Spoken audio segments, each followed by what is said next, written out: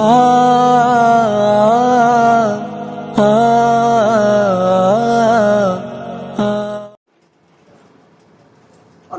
لله نحمده ونستعينه ونستغفره ونؤمن به ونتوكل عليه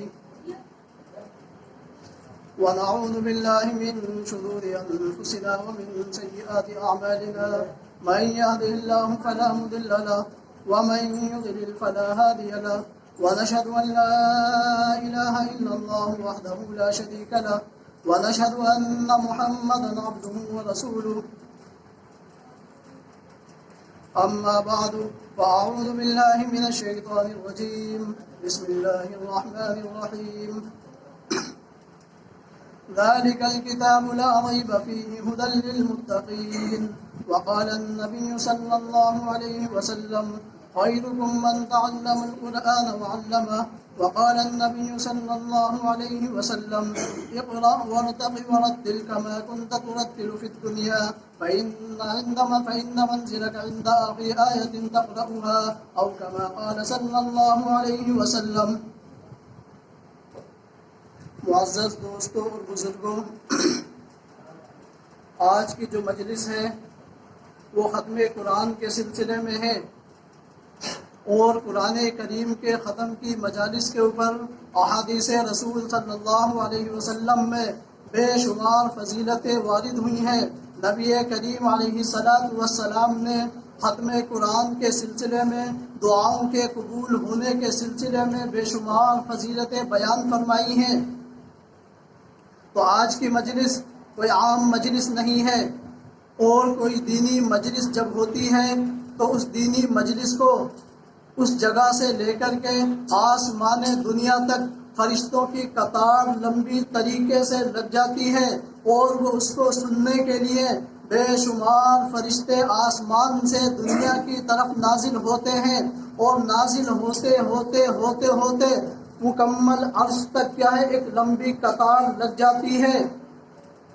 تو بے شمار فضیلتیں اس کے سلسلے میں وارد ہوئی ہیں،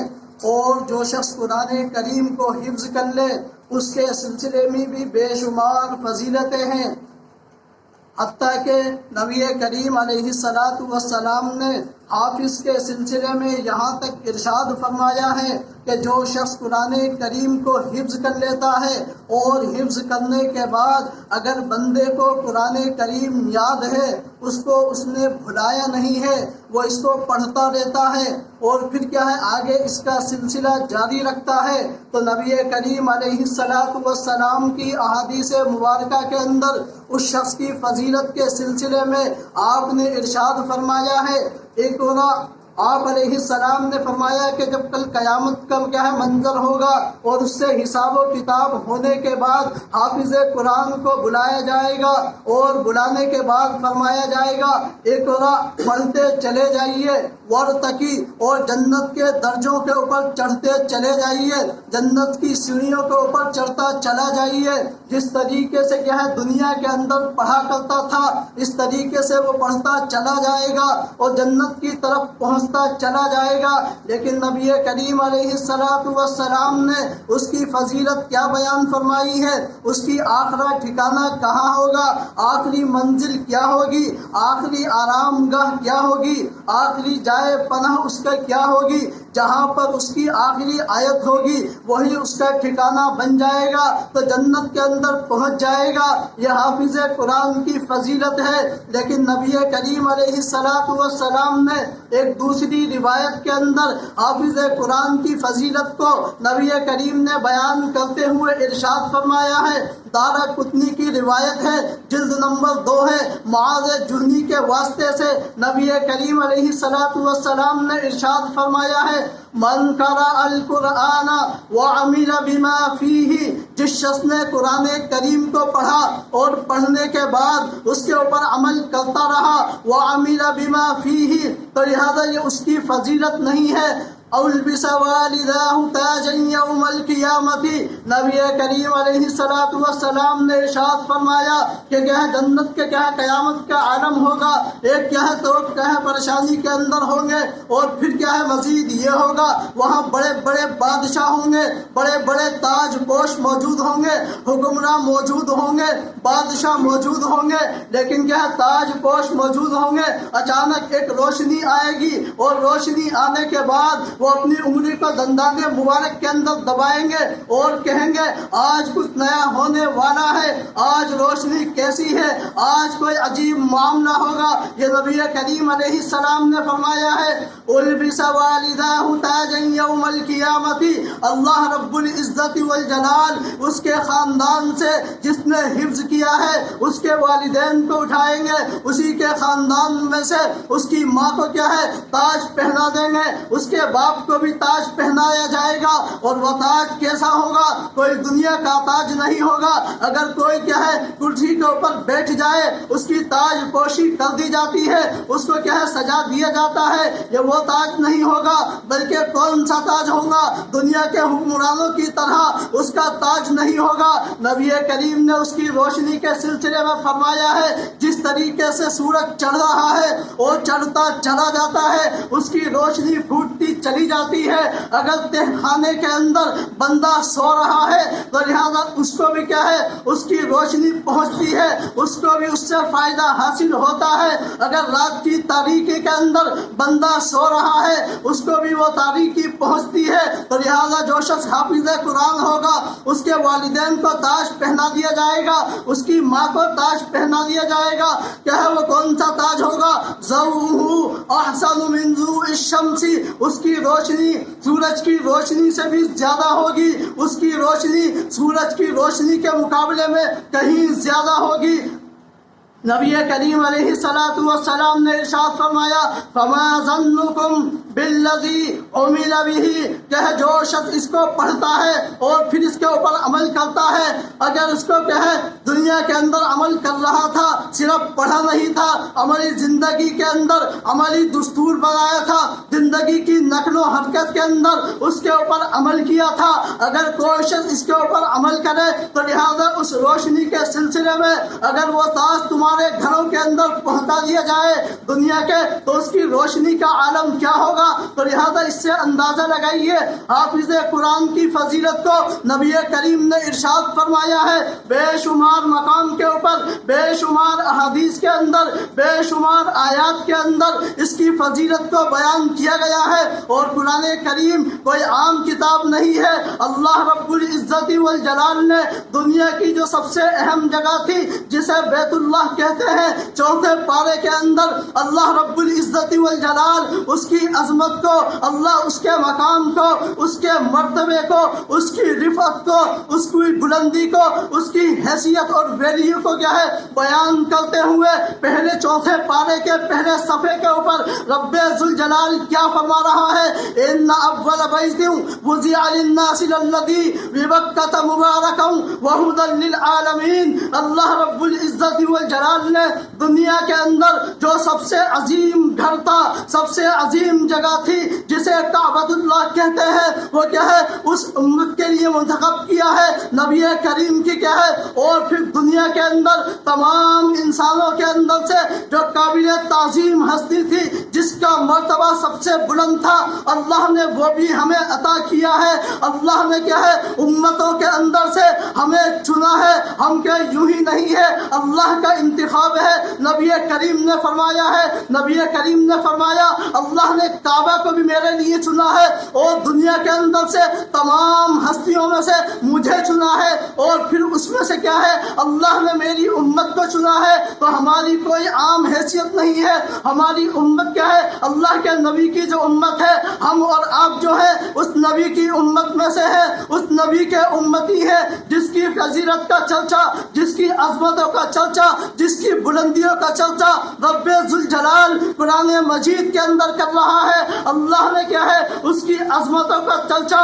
کیا ہے آسمان دنیا کے اوپر کیا ہے، تو ہم اس امتی میں سے ہے ہے اس نبی کے امتی ہے، تو ہمیں چاہیے نبی نے کیا ہے ہمارا انتخاب کیا ہے، اور پھر کیا ہے مزید یہ ہے اللہ نے دنیا کے اندر جتنی کتابیں نازل کی ہیں ان تمام کتابوں میں سے جو سب سے عظیم کتاب تھی، سب سے تعظیم والی تھی، سب سے عظمت والی تھی، اللہ نے وہ ہمیں عطا کی ہے، جسے قرآن مجید کہتے ہیں ذالک الکتاب لا ریب فیہ، یہ وہ کتاب ہے جس کے اندر شک نہیں ہے، ذرہ برابر شک نہیں ہے، ریب سے شک ہے، شک سے پاک ہے، ذرہ برابر رد و بدل اس کے اندر نہیں ہو سکتا ہے، کمی بیشی نہیں ہو سکتی ہے، کمی بیشی کی کیا اس کے اندر اگر خیال آئے بندہ اسلام سے نکل جاتا ہے، اسلام سے خارج ہو جاتا ہے۔ ایسی کتاب، ایسی عظمت والی کتاب اللہ نے ہمیں عطا کی ہے، اور ہماری ذمہ داری یہ ہے ہم اس سے اپنے تعلق کو کیا ہے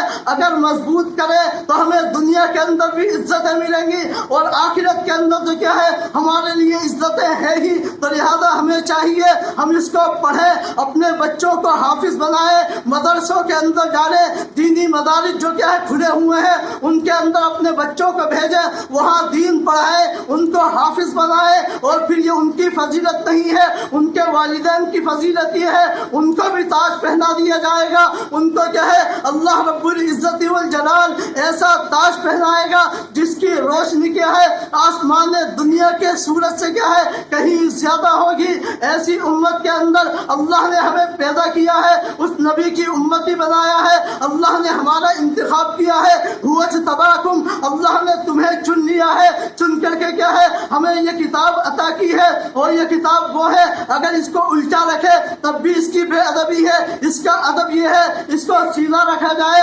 الحمد کی طرف کا جو حصہ ہے اس کا حصہ اوپر آنا چاہیے، والناس کا حصہ نیچے آنا چاہیے، اگر اس کو پلٹ کر کے رکھ دیا یہ قرآن کی بے حرمتی ہے، یہ قرآن کے ادب کے خلاف ہے، تو اتنی عظیم کتاب اللہ نے ہمیں عطا کی ہے، اور پھر مزید یہ نہیں ہے جب اس کتاب کی عظمت یہ ہے جو شخص اس سے تعلق کو جوڑے، اس سے رابطے کو مضبوط کرے، جب اس کتاب کی یہ فضیلت ہے جو چیز اس سے متصل ہو جائے گی اس کی عظمت بڑھ جائے گی، اس کا مقام بڑھ جائے گا، اس کی حیثیت بڑھ جائے گی، اس کی ویلیو بڑھ جائے گی، اس کا درجہ بڑھ جائے گا۔ مثال کے طور کے اوپر ایک سادہ کاغذ ہے، اس کی کوئی حیثیت نہیں ہے، زمین کے اوپر پھینکو کوئی اس کی بے ادبی نہیں ہے، لیکن جب اسی کاغذ کے اوپر کوئی قرآن کا لفظ لکھ دیا جائے، قرآن کی آیت کو لکھ دیا جائے، اب اس کا تعلق قرآن سے جڑ گیا ہے، اب اس کو زمین کے اوپر نہیں پھینک سکتے، اس کو پیر کے نیچے نہیں رکھ سکتے ہیں، کیونکہ اس کا تعلق کس سے ہے؟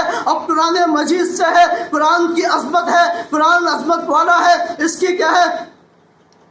ادب یہ ہے اس کو اوپر کر کے رکھا جائے، جو چیز اس سے متصل ہو جائے گی اس کی عظمت بڑھ جائے گی۔ اب کیا ہے کیا خیال ہے ان لوگوں کا جو کیا ہے حافظ قرآن ہے، جو اپنے سینوں کے اندر کیا ہے قرآن کو محفوظ کیے ہوئے ہیں، اس کو پڑھ رہے ہیں، ہماری رہنمائی کر رہے ہیں، ہمارے کیا ہے مسائل کو حل کر رہے ہیں، ان کی عظمت کیا ہوگی؟ ہمارے دلوں سے کیا ہے علماء کی وقت ختم ہو گئی ہے، حفاظ کی عظمت ختم ہو گئی ہے، اس کی وجہ یہی ہے ہم نے کیا ہے دنیا کو مقصد بنایا ہے۔ اللہ نے دو چیزیں دی ہے، ایک مقصد ہے اور ایک ضرورت ہے، تو لہذا انسان کا دنیا کے اندر آنا صرف کھانے کے لیے نہیں ہے، پینے کے لیے نہیں ہے، سونے کے لیے نہیں ہے، اٹھنے بیٹھنے کے لیے نہیں ہے، صرف بچے پیدا کرنے کے لیے نہیں ہے۔ اگر کھانے کے لیے انسان ہوتا تو وہ چیز کتے اور خنزیر کیا ہے ادا کر رہے ہیں، وہ بھی کھانا کھا رہے ہیں، اور پھر صرف بچوں کا سلسلہ ہوتا، توالد اور تناسل کا سلسلہ ہوتا، انسان کے اندر بھی کیا ہے صرف یہ مقصد ہوتا، تو وہ چیز جانوروں کے اندر ہے، پھر ہم میں اور جانوروں کے اندر کوئی فرق نہیں رہ جاتا ہے۔ اس لیے اللہ نے کیا ہے ہمارا ایک مقصد ہے، کس لیے ہمیں پیدا کیا ہے، اس مقصد کے تحت کیا ہے ہمیں زندگی گزارنی چاہیے، اور وہ مقصد کیا ہے سورہ ذاریات 27 پارے کے دوسرے رکوع کے اندر اللہ نے اس مقصد کو بیان کیا ہے، وما خلقت الجن والانس الا ليعبدون، ہم نے انسانوں کو، ہم نے جناتوں کو جو پیدا کیا ہے اپنی عبادت کے لیے پیدا کیا ہے کہ رب کی عبادت کریں، دنیا کے اندر جائیں اللہ کی عبادت کریں، دنیا دنیا کے اندر جائیں رب کے سامنے سجدہ کریں, دنیا کے اندر جائیں اللہ کے احکام کے اوپر عمل کریں, دنیا کے اندر جائیں اللہ کی مرضی کے مطابق زندگی گزاریں. رب جس چیز کا حکم دے اس چیز کو کریں, جس چیز سے منع کرے اس چیز سے باز آ جائیں. اس لیے اللہ نے فرمایا ہے خذوا ما آتاکم الرسول فخذوه وما نهاکم عنه فانتهوا. رسول جس چیز کا حکم دے دے اس کو فوراً لے لیا جائے, رسول جس چیز سے منع کر دے اس سے رک جانا چاہیے. تو لہٰذا ہمارا مقصد یہ ہے, ہم دنیا کے اندر آئے ہیں ایک مقصد کے لیے, اور وہ مقصد یہ ہے اللہ کے احکام کے اوپر عمل کرنا, اللہ نے جن باتوں کا حکم دیا ہے اس کے مطابق زندگی گزارنا. اللہ نے جن چیزوں کو کہا ہے کہ یہ چیزیں کرنی ہے اور یہ چیزیں نہیں کرنی ہے, تو جن کا حکم دیا ہے ان کے اوپر عمل کریں, اپنی زندگیوں کے اندر اتاریں. اور جن چیز سے باز رہنے کا, اجتناب کرنے کا اور منع کرنے کا حکم دے دیا ہے ان چیزوں کو چھوڑ دیا جائے, ان سے باز کچھ اختیار کر لی جائے. لیکن آج حالت یہ ہے ہمارے معاشرے کے اندر, ہمارے سماج کے اندر, ہماری سوسائٹی کے اندر کیا ہے, ہم نے دنیا کو کیا ہے اپنا مقصد بنا لیا ہے, دین کو مقصد نہیں بنایا ہے. دین کو ایک ضرورت سمجھ لیا ہے, اور ضرورت تتقدر بقدر ضرورت, دنیا ایک ضرورت ہے, اتنی حاصل کی جائے جتنی اس کی ضرورت ہے. لیکن جب ضرورت سے کراس کر کے کیا ہے یہ زندگی کا جز بن جائے, زندگی کا اہم حصہ بن جائے, تو لہذا پھر نقصان ہے, پھر خسارہ ہے, پھر ٹوٹا اور گھاٹے کے علاوہ کچھ نہیں ہے. اس کی مثال آپ دیکھ سکتے ہیں, ہمارے دلوں کے اندر حب دنیا کتنی بسی ہوئی ہے, دین کی عظمت کتنی ناکارہ ہے, دین کتنا ہمارے دلوں سے نکل گیا ہے. اعتکاف کا جب مسئلہ آیا تھا اس سے اندازہ لگایا جا سکتا ہے ہمارے اندر دین کی اہمیت نہیں ہے. کوئی ایک شخص بھی کیا ہے اعتکاف کرنے کے لیے تیار نہیں تھا. یہ اس بات کی علامت ہے, یہ اس بات کی مثال ہے, یہ اس بات کا سبب ہے کہ ہمارے دلوں کے اندر کیا ہے دین نہیں ہے, ہمارے دلوں سے دین رخصت ہو رہا ہے, دنیا گھستی چلی جا رہی ہے, دین کی اہمیت نہیں ہے, دین کی وقت نہیں ہے. اسی وجہ سے کیا ہے جو انسان دنیا کو مقصد بنا لیتا ہے, مقصد زندگی تسلیم کر لیتا ہے, اس کی زندگی سے کیا ہے سکون خارج ہو جاتا ہے, سکون نکل جاتا ہے, نیندیں نہیں آتی ہے, سکون نہیں ملتا ہے. مال موجود ہے, کوٹھیاں موجود ہیں, بنگلے موجود ہیں, گاڑیاں موجود ہیں, لیکن سب کچھ موجود ہے, بے شمار پیسوں کا مالک ہے, بینک کے اندر اربوں کروڑوں روپے پڑے ہوئے ہیں, فیکٹریوں کا مالک ہے, ہر چیز کا مالک ہے, سب کچھ کر سکتا ہے, لیکن سکون نہیں ہے. اس کی وجہ یہ ہے ہم نے اس چیز کو دین سمجھ لیا ہے, مقصد زندگی سمجھ لیا ہے کہ اگر پیسہ ہوگا تبھی ہماری زندگی گزرے گی, اگر پیسہ نہیں ہوگا, کوٹھی نہیں ہوگی, بنگلہ نہیں ہوگا اور گاڑیاں نہیں ہوں گی, ہماری زندگی کی گاڑی کیا ہے بالکل چل نہیں سکتی ہے. تو لہٰذا اس وجہ سے کیا ہے ہم پریشان ہیں, ذہنی کیا ہے الجھاؤ کا شکار ہے. ہمارا ذہنی توازن بھی کیا ہے سنتولن کیا ہے, ہمارا ذہنی توازن کیا ہے وہ کیا ہے نیند کی وجہ سے اور دوسری چیزوں کی وجہ سے ہمارا پریشان رہتا ہے. اس کی وجہ یہی ہے اللہ نے جو سکون رہا ہے, اللہ نے جو اطمینان دیا ہے, وَلَا ذِكْرُ اللَّهِ تَطْمَئِنُّ الْقُلُوبُ, اللہ کے ذکر کے اندر, اللہ کی عبادت کے اندر, رب کے سامنے سجدہ کرنے کے اندر, رب کے حکم کو ماننے کے اندر, رب نے جن چیزوں سے منع کیا ہے ان کے چھوڑنے کے اندر کیا ہے یہاں سکون موجود ہے. لیکن ہم سکون تلاش کر رہے ہیں بازاروں کے اندر, ہم سکون تلاش کر رہے ہیں بنگلے اور کوٹھیوں کے اندر, ہم سکون تلاش کر رہے ہیں گاڑیوں کے اندر, دنیاوی ضرورت کے اندر, وہاں سکون نہیں ہے. رب نے صاف کہہ دیا ہے بازار میں سکون تلاش کرو گے جتنے پریشان ہو اور پریشان ہو جاؤ گے, گاڑیوں کے اندر سکون تلاش کرو گے جتنے پریشان ہو اور ذہنی الجھاؤ کا شکار ہو جاؤ گے. سکون نہیں ہے, سکون ہے رب کی عبادت کے اندر, سکون ہے دین کو اپنانے کے اندر, سکون ہے اللہ کی بات کو ماننے کے اندر, سکون ہے نبی نے کہا ہے نماز کو پڑھنا ہے, نبی نے کہا ہے عبادت کرنی ہے, نبی نے کہا ہے صدقہ دینا ہے, نبی نے کہا ہے یہ نہیں کرنا ہے, جھوٹ نہیں بولنا ہے، غیبت نہیں کرنی ہے، چغلی نہیں کرنی ہے، دیگر چیزیں نہیں کرنی ہے، تو وہاں سکون کیا ہے؟ تب جا کر کے سکون ملے گا۔ لیکن ہم نے اس کے رخ کو چین نہیں کیا اور ہم نے دین کو کیا ہے ایک ضرورت سمجھ لیا اور دنیا کا مقصد سمجھ لیا ہے، تو ہم ذہنی الجھاؤ کا شکار رہیں گے، پریشانیوں کے اندر مبتلا رہیں گے، پریشانیاں بڑھتی چلی جائیں گی۔ اس لیے اللہ نے فرمایا ہے وَمَا خَلَقْتُ الْجِنَّ وَالْإِنسَ إِلَّا لِيَعْبُدُونِ، انسان کو جو پیدا کیا ہے وہ اللہ کی عبادت کے لیے پیدا کیا ہے۔ اور پھر مزید یہی نہیں ہے، اٹھائیے سنیں بنی اسرائیل 15ویں پارے کے اندر اللہ انسان کی عظمت اور تکریم کا بیان کرتے ہوئے یہ ارشاد فرما رہا ہے ہم نے انسان کو کیا ہے بے شمار مخلوق دنیا کے اندر ہے، اس میں انسان بھی ہے، جنات بھی ہے، فرشتے بھی ہیں، جانور بھی ہیں، پرندے بھی ہیں، دیگر کیڑے مکوڑے بھی ہیں، لیکن ان تمام کے اندر اللہ نے جو تاج رکھا ہے، جسے تعظیم دی ہے، جسے عزت دی ہے، جسے بلندی دی ہے، جسے عظمتوں کا مالک بنایا ہے، وَلَقَدْ كَرَّمْنَا بَنِي آدم، ہم نے انسان کو عزت دی ہے، ہم نے انسان کو کیا ہے مقام دیا ہے، ہم نے مرتبہ دیا ہے۔ اسی چیز کو رب ذوالجلال سورہ 3 کے اندر ارشاد فرماتا ہے وَمَا خَلَقْتُ الْجِنَّ وَلَقَدْ خَلَقْنَا الْإِنسَانَ فِي أَحْسَنِ تَقْوِيمٍ، ہم نے انسان کے خوبصورت سانچے کے اندر ڈھالا ہے، بے شمار کیا ہے ہماری فضیلتیں ہیں، لیکن ہمیں چاہیے ہم غور کریں، جہاں سکون موجود ہے ہم وہاں نہیں جا رہے ہیں، جہاں سے مرض آ رہا ہے اس کو چھوڑنے کے بعد ہم دوسری چیز کا علاج کر رہے ہیں، مرض کے اندر قابو نہیں ہو سکتا ہے، مرض بڑھتا چلا جائے گا، جہاں کیا ہے مرض پیدا ہو رہا ہے اس چیز کا علاج کرانا پڑے گا، تب جا کر کے مرض کے اوپر روک لگے گی۔ اسی طریقے سے کیا ہے ہم دنیا کو مقصد بنائیں، اللہ کی عبادت کو مقصد بنائیں اور کیا ہے دین کو مقصد بنائیں، اللہ کی عبادت کو مقصد بنائیں اور دنیا کو صرف ایک ضرورت سمجھیں، تب جا کر کے کیا ہمیں سکون مل جائے گا، ہمیں عزتیں ملیں گی، ہمیں بلندیاں ملیں گی، ہم کیا ہے بلندیوں اور خوبیوں کے مالک ہو جائیں گے۔ اس لیے اللہ نے فرمایا ہے ذَلِكَ الْكِتَابُ لَا رَيْبَ فِيهِ، یہ جو کتاب عطا کی گئی ہے یہ عظمت والی بھی ہے، یہ جو کتاب عطا کی گئی ہے یہ کیا ہے شک نہیں ہے، ذرہ برابر نہیں ہے، ایسی کتاب اللہ نے ہمیں دی ہے، تو ہمیں چاہیے اب اس کو پڑھیں، اس کو اپنی زندگی کے اندر اتاریں، جو قرآن کہہ رہا ہے اس کے مطابق عمل کریں، جو علماء کہہ رہے ہیں اس کے مطابق عمل کریں۔ علماء نے جس چیز کو بتا دیا ہے وہ قرآن پڑھنے کے بعد آپ کے پاس مسئلوں کو پہنچاتے ہیں، تو لہذا ہمیں چاہیے ہم اللہ کی بات کو مانیں۔ اللہ کو ہم نے دیکھا نہیں ہے، نبی کو ہم نے دیکھا نہیں ہے، تو لہذا جس چیز کو نہیں دیکھا ہے ہم اس کی بات کو کیسے مانیں گے؟ اس لیے اللہ نے فرمایا ہے ان العلماء ورثۃ الانبیاء، میرے علماء میرے وارث ہیں، میرے منشا کے مطابق کیا ہے یہ کام کر رہے ہیں۔ نبی کی چاہت یہ تھی اس کا دین پھیلے، نبی کی چاہت یہ تھی قرآن اکٹھا ہو جائے، نبی کی چاہت یہ تھی، نبی کی تمنا یہ تھی، نبی کی آرزو یہ تھی یہ قرآن آگے لوگوں تک پہنچے۔ لا تحرک بہ لسانک لتعجل بہ، رب ذوالجلال نے فرمایا ہے اے نبی آپ کی جو خواہش ہے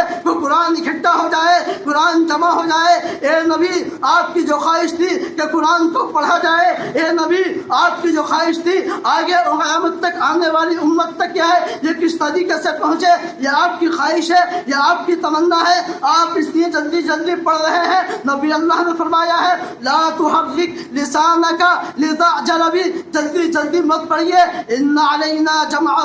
اس کا اکٹھا کرنا، اس کا جمع کرنا یہ ہمارے ذمے ہے، وقرآنہ، اور اس کا پڑھوانا یہ ہمارے ذمے ہے، اس کا کیا ہے آگے امت تک پہنچانا یہ نبی آپ کی ذمہ داری نہیں ہے، یہ ہماری ذمہ داری ہے۔ اس لیے اللہ نے فرمایا ہے انا نحن نزلنا الذکر وانا لہ لحافظون، ہم نے قرآن کو اتارا ہے، اس کے ایک ایک لفظ کی، ایک ایک زبر زیر پیش کی حرکت کی کیا ہے اس کی ذمہ داری ہماری ہے، الفاظ کی حفاظت کی ذمہ داری، معانی کی حفاظت کی ذمہ داری، اور اس کو پھیلانے کی ذمہ داری، اس کو پڑھوانے کی ذمہ داری یہ نبی آپ کی نہیں ہے، یہ ہمارے ذمہ ہے۔ آپ تو کیا ہے اس کو پڑھیے، آرام آرام سے پڑھیے، سکون کے ساتھ پڑھیے، وقار کے ساتھ پڑھیے، آپ کی دعا کر کے رہیں گے۔ آج جو علماء موجود ہیں نبی کے خواہش کو کیا ہے یہ پورا کر رہے ہیں، جن بچوں نے حفظ کیا ہے وہ ان کے خواہش کو پورا کر رہے ہیں، اور جو والدین اپنے بچوں کو مدرسے کے اندر حفظ کرنے کے لیے ڈال نکال رہے ہیں وہ بھی نبی کی خواہش کے اوپر کیا ہے تعاون کر رہے ہیں،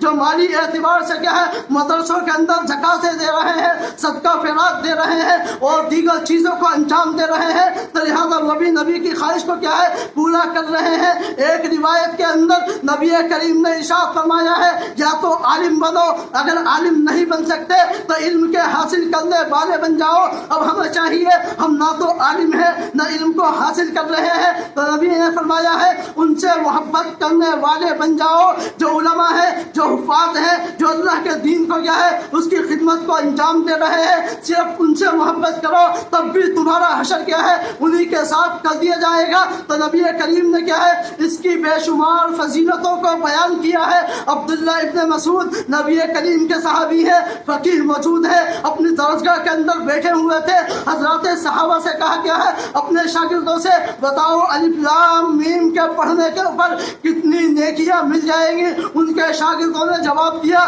کہ 30 نیکیاں مل جائیں گی۔ انہوں نے کہا کہ وہ ہنسنے لگے کہ نہیں کہ کس طریقے سے ملے گی؟ انہوں نے فرمایا الف کے اوپر 10 نیکیاں، لام کے اوپر 10 نیکیاں اور میم کے اوپر 10 نیکیاں، یہ 3 لفظ ہو گئے، ہر لفظ کے اوپر 10 نیکیاں ہیں تو 30 نیکیاں مل جائیں گی۔ عبداللہ ابن مسعود نے فرمایا میں نے نبی کی خدمت کے اندر نبی کی کلاس کو کیا ہے 23 سال تک کیا ہے نبی کی خدمت کے اندر رہا ہوں، نبی سے پڑھا ہوں، علم کو حاصل کیا ہے۔ میں بتاتا ہوں اس الف لام میم کے کہنے کے اوپر کتنی نیکیاں تمہارے نامہ اعمال کے اندر لکھ دی جائیں گی۔ انہوں نے فرمایا الف جو ہے اس کے اندر کیا ہے 3 حرف ہیں، ایک الف ہے، ایک لام ہے، ایک میم ہے، تو لہذا 3 لفظ ہو گئے، ہر لفظ کے اوپر 10 نیکیاں ہیں، تو صرف الف کہنے کے اوپر 30 نیکیاں مل جائیں گی۔ اور لام کے اندر بھی 3 حرف ہیں، ایک لام ہے، ایک الف ہے، ایک میم ہے، تو لہذا 30 نیکیاں لام کے کہنے کے اوپر مل گئی۔ اور آخر میں میم ہے تو لہذا میم کے اندر بھی 3 لفظ ہے، ایک میم ہے، ایک یا ہے، پھر آخر میں میم ہے، میم یہ بھی 3 لفظ ہے، تو 30 نیکیاں رہ گئی ہوئی۔ تو الف کے اوپر 30 نیکیاں، لام کے اوپر 30 نیکیاں، میم کے اوپر 30 نیکیاں، تو صرف بندہ کیا ہے الف لام میم پڑھے، یہ دیکھنے میں 3 ہے لیکن حقیقت اندر 2 لفظ ہے، تو لہذا ان کی نیکیاں صرف 30 نہیں ہے بلکہ 90 نیکیاں ہیں۔ تو اگر کوئی قرآن کی ایک آیت کو پڑھے، اب آپ اندازہ لگائیے کتنی نیکیوں کا کیا ہے ہمیں اجر مل رہا ہے، ہمیں ثواب مل رہا ہے۔ کتنی عظمت والی کتاب، کتنی احترام والی کتاب، کتنی بلند والی کتاب اللہ نے ہمیں دی ہے۔ صرف الف کے کہنے کے اوپر 30 نیکیاں ہمارے نامہ اعمال کے اندر آ رہی ہے۔ تو لہٰذا انسان سوچے اگر قرآن کو حفظ کر لے گا کتنا بڑا ثواب ہوگا۔ نبی کی منشا کو پورا کر رہا ہے، اس کے والدین کا کیا مقام ہوگا، اس کی ماں کا کیا مقام ہوگا۔ اور حافظ قرآن کے بارے میں نبی کریم نے فرمایا ہے جو بندہ حفظ کر لے اور حفظ کرنے کے بعد اس کو اپنی زندگی کے اندر داخل کر لے تو لہٰذا اس کے لیے کیا ہے میدان حشر لگا ہوا ہوگا، جو کوئی سایہ نہیں ہوگا۔ یوم لا ظل الا ظلہ، صرف اللہ کے عرش کا سایہ ہوگا، اس کے اندر اس کو جگہ مل جائے گی، اور جو جس کی یہ سفارش کرے گا ان کو جگہ دلا دے گا۔ کتنی فضیلت ہے۔ تو لہٰذا ہمیں چاہیے ہم اپنے بچوں کو قرآن پڑھائیں، مدارس کے اندر داخل کریں۔ بے شمار مدرسے موجود ہیں لیکن ہوتا یہ ہے ہم کالجوں کے اندر ڈالتے ہیں، دینی تعلیم نہیں سناتے ہیں بلکہ دنیاوی تعلیم کے اندر داخل کراتے ہیں۔ اس کی وجہ یہ ہے جب بچہ بڑا ہو جاتا ہے اب ماں باپ کی خدمت کہاں سے کرے گا، کیونکہ دین ہوگا تو خدمت کے آداب معلوم ہوں گے، اگر دین نہیں ہوگا تو لہٰذا یہ تمام کی تمام چیزوں کی آس لگانا ایک خاندان والے کے لیے، ایک ماں کے لیے، ایک باپ کے لیے، ایک بھائی کے لیے، ایک دادا کے لیے، ایک دادی کے لیے اور دیگر خاندان والوں کے لیے کہ جب بچہ بڑا ہونے کے بعد ہماری خدمت کرے گا، ہمارا کہنا مانے گا، ہمارے حکم کے مطابق چلے گا۔ نہ میرے دوست یہ چیز محال ہے، اکی دکھی مثال ہو سکتی ہے لیکن عام طور سے 90% معاشرے کا یہ حال ہے۔ اگر دین زندگی کے اندر نہیں ہے، دینی تعلیم نہیں ہے تو یہ تمام چیزیں رخصت ہو گئی ہیں۔ اگر دین موجود ہے اللہ دنیا بھی دیتا ہے، اللہ دین بھی دے دیتا ہے۔ دین کے ساتھ دنیا تو مل سکتی ہے لیکن دنیا کے ساتھ انسان کو دین مل جائے یہ نہیں ہو سکتا ہے۔ تو لہٰذا ہمیں چاہیے ہم اپنے بچوں کو مدارس کے اندر داخل کریں، وہاں ان کو حفظ کرائیں، حفظ کرانے کے بعد ان کو کیا ہے آگے جا کر کے آپ اسکول میں پڑھائیے، کالج کے اندر پڑھائیے، ڈگریاں حاصل کرائیے، کوئی منع نہیں ہے، لیکن پہلے اپنے بچوں کو حفظ کرائیے، اس کی برکات الگ ہے، اس کے ثمرات الگ ہے، اس کا فائدہ الگ ہے، دینی ماحول پیدا ہوگا، گھر کا معاشرہ سمجھے گا، معاشرے کے اندر سدھار پیدا ہوگا، گھر سدھرے گا، خاندان سدھرے گا، دین داخل ہو جائے گا تو لہٰذا برائیاں مٹ جائیں گی۔ لیکن اگر دین نہیں ہوگا برائیاں جنم لے گی، بے حیائی جنم لے گی، الجھن جنم لے گی، جھوٹ پھیلے گا، چغلی پھیلے گی، غیبت پھیلے گی، تمام برائیاں پھیلے گی۔ اس لیے ہمیں چاہیے دین کی عظمت ہمارے دلوں کے اندر ہے۔ ہم اگر عالم نہیں ہے، ہم اگر حافظ نہیں ہے تو حافظوں سے اور عالموں سے کیا ہے، ہم محبت کریں، ان کا احترام کریں، ان کی تعظیم کریں، ان کے کہنے کو مانیں، تب جا کر کے کیا ہے اللہ ہمارا حشر بھی کیا ہے ہو سکتا ہے ان کا داخل فرما دے۔ جو باتیں کہی گئی ہیں اللہ مجھے بھی عمل کی توفیق عطا فرمائے۔ میری الفت مدینے سے یوں ہی